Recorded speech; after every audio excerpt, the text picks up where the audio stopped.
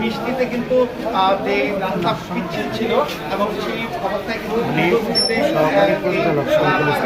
যে মুন্সিগঞ্জ থেকে প্রবাসীকে নিয়ে শাহজালাল আন্তর্জাতিক বিমানবন্দরে যাওয়ার পথে সিরাজদি খান কুসুমপুর বউবাজার নামক স্থানে একটি নোয়া গাড়ি পার্শ্ববর্তী খালে নিয়ন্ত্রণ হারিয়ে পড়ে যায়। সঙ্গে সঙ্গে ঘটনাস্থলে 10 জন আহত হয়, 1 জন নিহত হয়। প্রবাসীর নাম হচ্ছে লিটন। লিটনের স্ত্রী মমতাজ বেগম 35, তিনি নিহত হয়েছেন।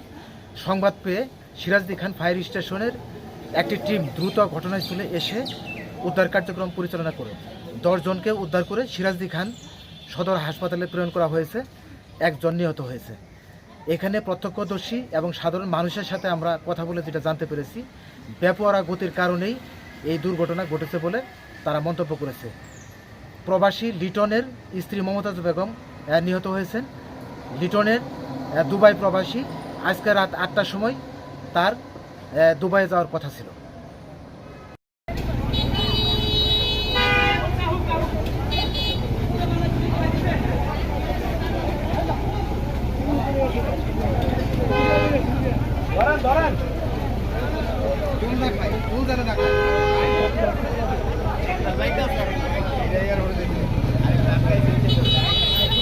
Ay, pula mana? Pula bos, ha? Agak lepas lah. Support.